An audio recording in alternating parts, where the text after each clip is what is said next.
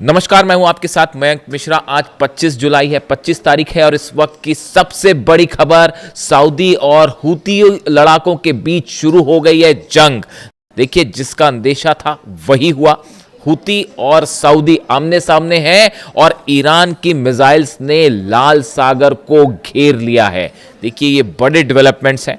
Saudi अरब के नेतृत्व वाले गठबंधन ने यमन के हुदैदा पोर्ट में हूतियों के सैन्य ठिकानों पर एयर स्ट्राइक्स की है और जिस तरह से दो सऊदी के जहाज जला दिए गए थे, एंसेलिया और लायला, उसके बाद ये कार्रवाई की गई है, ऐसा सऊदी का कहना है। और सऊदी का जो नेतृत्व वाला गठबंधन है उसकी तरफ से एयर स्ट्राइक्स की गई और हुदैदा प्रांत में हूतीस की जो मिलिट्री बेसेस हैं, मिलिट्री ठिकाने हैं जहां पर मिसाइल लॉन्चर्स भी हैं, इनको निशाना बना के हमले किए गए। Saudi Arabia has launched strikes on Yemen's Houthi-held city of Hodeidah, the group's foreign ministry has said, in the largest escalation of the conflict amid the regional war between the United States and Iran। America और Iran के जंग के बीच हमने जो है वो Hudaydah में Houthi के ठिकानों पर हमला किया है, इस तरह की खबरें हैं सामने। इसके अलावा हूती के जो सबसे बड़ा एक गढ़ माना जाता है पश्चिमी तट पर,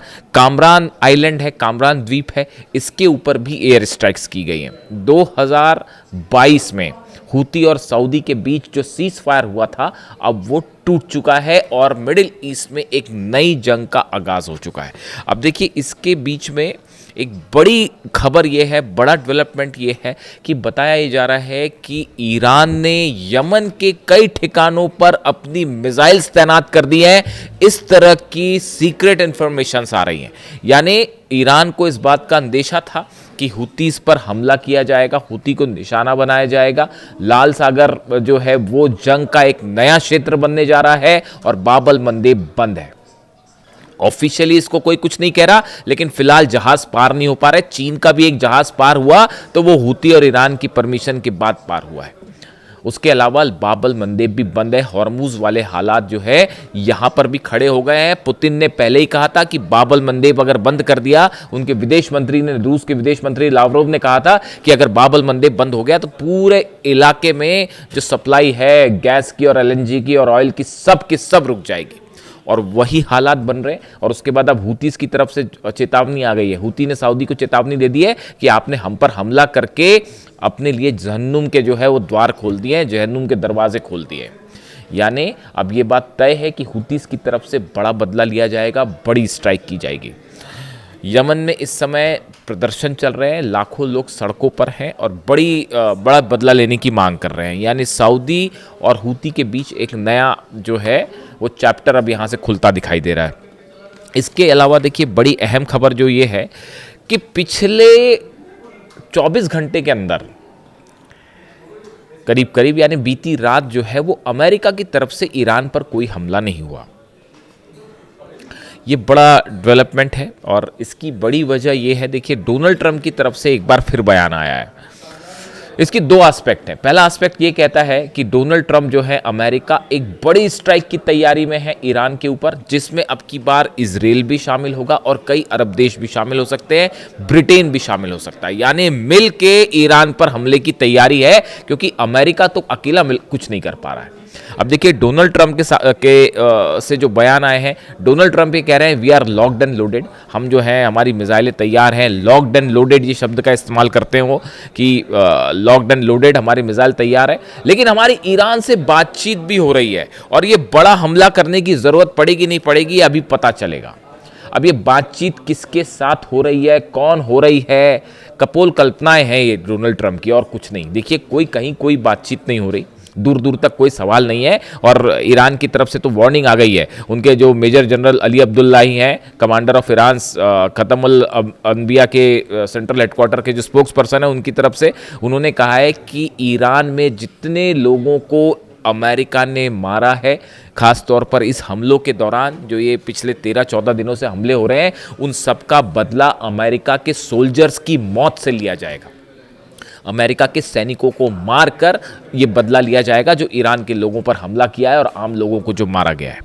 यानी हालात देखिए क्या है। अब ये बात कहाँ से आई कि जो है वो ईरान से हमारी कोई बातचीत हो रही, ऐसा कुछ नहीं हो रहा। तो ये बात डोनाल्ड ट्रंप ने क्यों कही, इसके पीछे की हकीकत ये है कि अमेरिका के डिफेंस सिस्टम बुरी तरह से तबाह हुए हैं। चाहे कुवैत की बात कर लीजिए, चाहे जॉर्डन की बात कर लीजिए, चाहे बहरीन की बात कर लीजिए, चाहे कतर की बात कर लीजिए, इन चार, इराक, इन 5 लोकेशंस पर अमेरिका के डिफेंस सिस्टम पर मिसाइल्स बरसी हैं। और हालात ये हैं कि अगर जब तक उसको रिप्लेस नहीं किया जाएगा तब तक जंग करते हैं। तो इन देशों में एक भी अमेरिकी सुरक्षित नहीं है। यही बात मैं आपसे कह रहा था। अब ये देखिए, ये रिफ्लेक्ट हो रहा है, आपको कोरिलेट करके देखना पड़ेगा। डोनाल्ड ट्रंप जंग से पीछे तब हटते हैं जब मार खा रहे होते हैं, जब अमेरिका हारना शुरू हो जाता है। और देखिए, मैं तो एक और बड़ा दावा कर देता हूं, कई लोगों को आपत्ति होगी इस बात पर।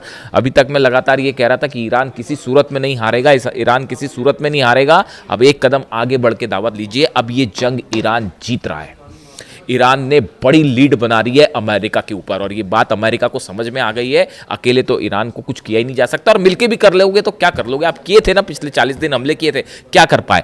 देखिए, पेट्रियट सिस्टम तबाह हुआ है, थार्ड सिस्टम तबाह हुए, एक नहीं 5 लोकेशंस पे सोल्जर्स मरे हैं। और नए हमलों के जो बाद की जो कैजुअलिटी के फिगर्स हैं वो भी बाहर नहीं आए। जो अभी लेटेस्ट हमले हुए हैं, खासतौर पर कुवैत में जो हमले हुए बेसिस पे, वहाँ पर कितनी कैजुअलिटी है उसके हमले आंकड़े अभी सामने नहीं आए। ईरान की तरफ से बड़े भयंकर दावे किए गए कि सैकड़ों अमेरिकी सोल्जर्स को निशाना बनाया गया है। अब उसमें क्या कैजुअलिटी होती, कितने घायल होते हैं, कितने नंबर्स आते हैं, उसमें टाइम लगेगा। लेकिन जो डोनाल्ड ट्रंप ये डिफेंसिव मोड में आ गए हैं अचानक से, या तो ये देखिए फिर से हमले की तैयारी है, बड़ी कोऑर्डिनेशन चल रहा है, वो डिफेंस सिस्टम उड़ गए, उनको रिप्लेस किया जाएगा, ब्रिटेन को शामिल किया जाएगा, इजराइल को शामिल किया जाएगा, और फिर से स्ट्राइक की जाएगी। या तो एक तरीका ये है, आप कुछ भी कर लो, डोनाल्ड ट्रंप चुनाव हार रहे हैं। वो जो मिड टर्म पोल है वो गया हाथ से, आप देख लेना है।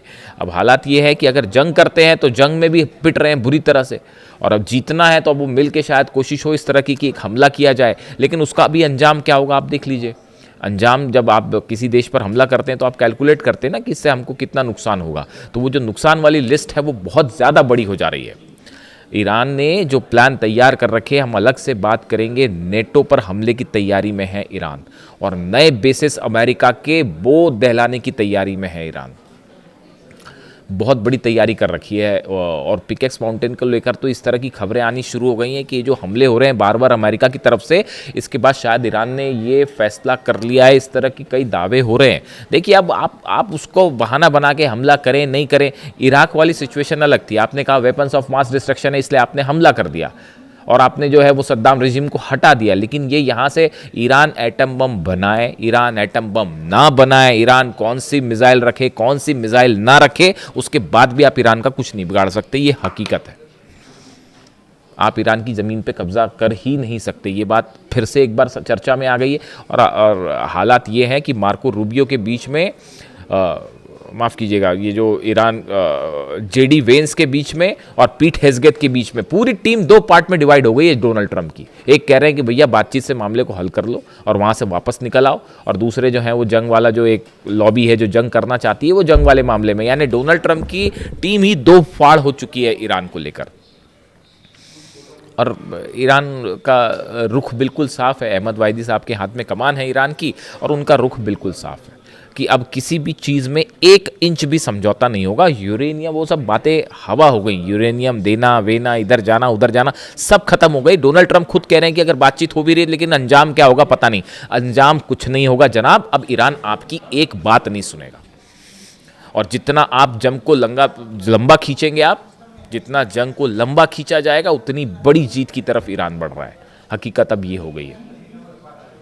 और इस सूरत में जो मुलाकात हुई है, देखिए इसमें ये एक और बड़ा डेवलपमेंट है कि ईरान के विदेश मंत्री अब्बास अराक्ची साहब की लावरोव से और वांग यी से, चीन के विदेश मंत्री से एससीओ समिट में जो मुलाकात हुई है, इस मुलाकात में काफ़ी सारी चीज़ों पर डिस्कशंस हुए हैं।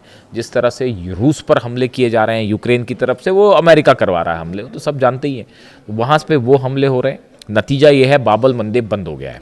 ये जो रूस के, देखिए इनसाइड स्टोरी समझिए आप, हो ये रहा था कि रूस की ऑयल रिफाइनरीज जल रही थी, हमले हो रहे थे यूक्रेन के, अमेरिका और यूरोप के हथियारों से हमले हो रहे थे, रूस की ऑयल रिफाइनरी पे हमले थे, रूस के तेल के कारोबार को रोकने की कोशिश चल रही थी। इधर बाबल मंदेब बंद हो गया और रूस ने धमकी दी थी विदेश मंत्री ने जो कहा था कि बाबल मंदेब बंद कर देंगे, बाबल मंदेब भी बंद है और हॉर्मुज भी बंद है। इसीलिए कल डोनाल्ड ट्रंप कह रहे थे कि नहीं, हमें तो हॉर्मुज की कोई ज़रूरत नहीं है। इस तरह के बयान आ रहे थे। हकीकत ये है कि अगर ये सिचुएशन कंटिन्यू हो गई लंबे समय तक, उसके बाद क्या करोगे आप? तब तक तो इलेक्शन भी सामने है, नेतन्याहू भी हार रहे हैं इलेक्शन, इस तरह की खबरें भी आनी शुरू हो गई हैं और इस तरह के दावे शुरू हो गए हैं।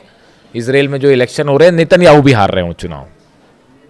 तो ऐसे में अब हालात ये है कि सऊदी और हुतीज आमने सामने हैं और लाल सागर में जंग का नया चैप्टर खुल गया है। और उसके साथ जो एक बड़ा डेवलपमेंट ये है, वो जो जहाज़ उतरा था ईरान का, जो पहले सना में इंटरनेशनल एयरपोर्ट पे उतरने वाला था और फिर मिसाइल दाग दी गई और उसको उतरने से रोका गया, फिर वो हुदैदा में जाके उतरा प्लेन। उस प्लेन्स में क्या क्या चीज़ें थी और ईरान से क्या क्या मटेरियल यमन सप्लाई भी हो चुका है साहब, और वो locked and loaded he position में है।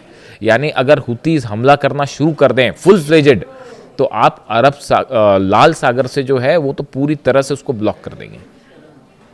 कैसे खोला जाएगा पता नहीं। और सऊदी इस समय कोई भी लंबी जंग करना ही नहीं चाहेगा।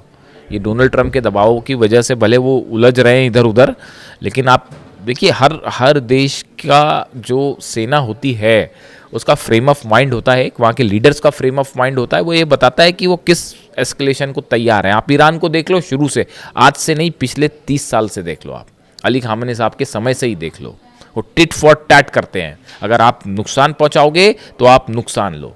यही बात कही थी ना उन्होंने कुरान की आयतों का जिक्र करके। अली खामेनी साहब के आखिरी संदेशों में से एक संदेश यही था, और इसी को गांठ बांध लिया है ईरान की सेना ने कि भाई इसी तरीके से हल हो सकता है कि जो आप पे जैसा हमला कर रहा है उसको वैसा ही जवाब दीजिए। यही पॉलिसी थी अली खामेनी साहब की, और इसी पॉलिसी पे अहमद वाहिदी साहब चल रहे हैं और इसी पॉलिसी से आज घुटनों पर हैं।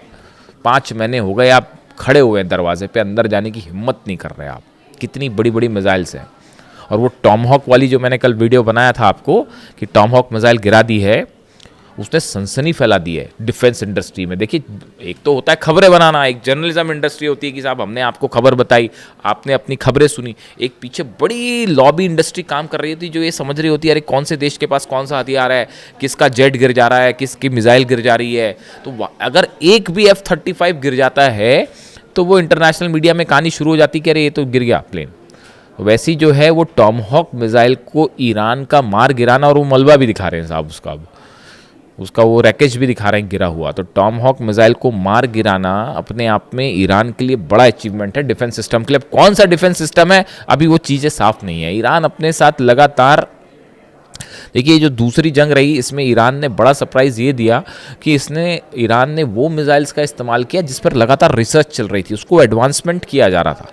मतलब ये जो खबरें थी इस तरह से CIA या मोसाद के पास कि ईरान की मान लीजिए खुर्रमशहर 4 मिसाइल है, तो उनके पास ये जानकारी थी कि ये 2000 से 2200 किलोमीटर तक हमला कर सकती है। वो दाग दी तो वो चली गई 2500 के ऊपर, और पता चला नई रेंज जो है वो खुर्रमशहर 5 पे भी काम शुरू हो गया, और हो सकता है वो 5000 किलोमीटर दाग दे। वो ब्रिटेन में तैयारी हो रही है कि इधर से मिसाइल आएगी तो क्या होगा। वो जो बेसिस से B-1 बॉम्बर्स उड़े हैं जो हमला कर रहे हैं ईरान पर पिछले 14 दिनों से, वो ईरान ने उसको भी रॉयल एयरफोर्स के उस बेस को भी जो है वो निशाने पर ले लिया है। डिएगो गार्सिया भी निशाने पर आ गया है। इस पर चलिए अलग से बात करेंगे, लेकिन अभी हालात ये हैं कि अरब और हूती के बीच में एक नया, सऊदी के बीच में नया चैप्टर खुल गया है, और अगले कुछ घंटों में तय हो जाएगा कि ये मामला किस तरह से आगे बढ़ता दिखाई दे रहा है। इससे जुड़ा जो भी अपडेट है आप तक पहुँचाऊँगा। Thank you so much.